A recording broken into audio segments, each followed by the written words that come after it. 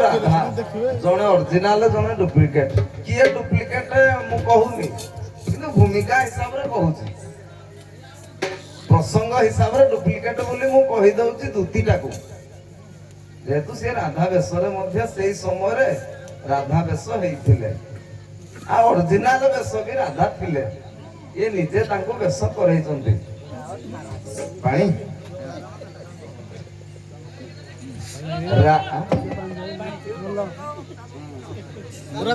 राधा एवं दूती क्षीर नाही आ पानी पिबने ब्राह्मणी सह जम कर पारे क्षीर हो कथा टिके बदली गला मो कथा को ध्यान दउछ तो राधा दूती भीतर टिके टिके आखक मूलक हेबे कहि दे टिके हबो कहि देबी ए कृष्ण को कंठ दिया जायछि राधा आसीबे बोली राधा आज दूती को पठाइछन्ति सज राधा बेसरे दूती जाइछन्ति कृष्ण दूती को राधा भाबी की ताको धरि पकैछन्ति बुझिले कि सेठी तांको मिलनरु पुओटिए जन्म हेछि खल्यकार सारला महाभारत कुहे एठु दूती फेरी आइछि राधा पाखक फेरी आइछि दूती एठे मुहामुही हेबे जो राधा केमती हेले तमे जे कुह मु तो कहि देले सब सला आ मजा रहिबनी मुहामुही जो फेरी के आसिला दूती राधा देखिछि दूती को किलो मु तो एते सुंदर सजाइथिली तो चुट्टी किंदी और पुरिया हेछि कारण कोन एठु प्रसंगरा किते जाओ पाळी कहतु आपण दूती हिसाब रे तुम चुट्टी किंदी और पुरिया हला मु तो सजाई की पठैतिली कृष्ण पाक घर भीतर पई जाइदिला एठु आपण माने दीदी पद टिके चलिबे आकु ओ जिया रमक तमे आगो प्रसंग आकु नियो तो जहा अभिनय करियो से अपोजिटटा करिवे आ कोन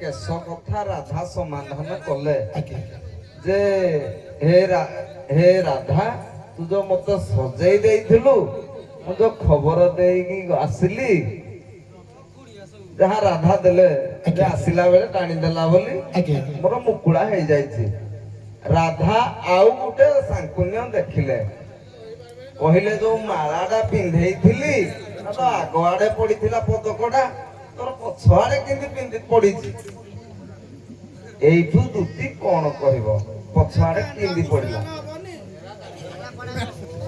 ଏଇପରି ଆପଣ ଆଉ କିଛି ଅଙ୍କୁଶ ଲଗାନ୍ତୁ ଧୋତିକୁ, ଯେମିତି ମଜା ଲାଗିବ। ମୁଁ ଲଗେଇବି। ତମେ ଥରେ ରାଧା ହେଲ, ଆଜ୍ଞା, ଆଉ ଥରେ ରାଧା। ଦେଖି ଧୋତି ଥରେ ହୁଅ। ଦୁତି ହେଇଥିଲି ସାର୍। ହଁ ନାଇଁ ନାଇଁ ଥରେ ଧୋତି ହେଇଛ ନା? ଆଜ୍ଞା, ରାଧା ହେବି। ରାଧା ଥରଟେ ଦେଖି ଭଲ ଆଜ୍ଞା। କର।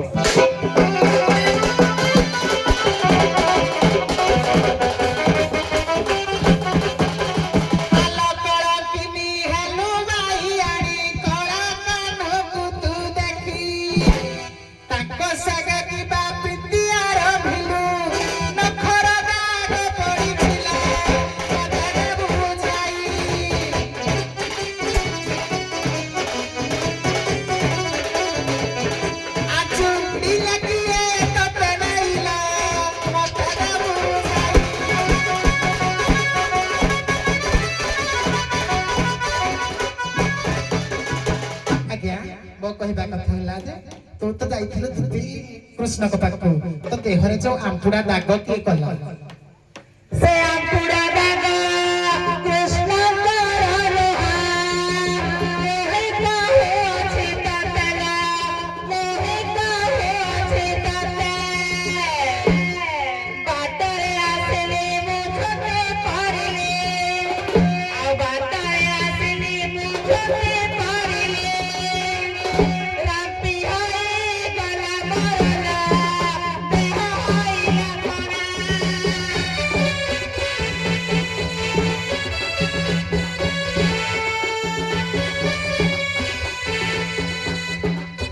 ମିଠା ଖାଉଛୁ ଭାତ ବଳିଲା, ମୋର ହୋଇଲା କଣା।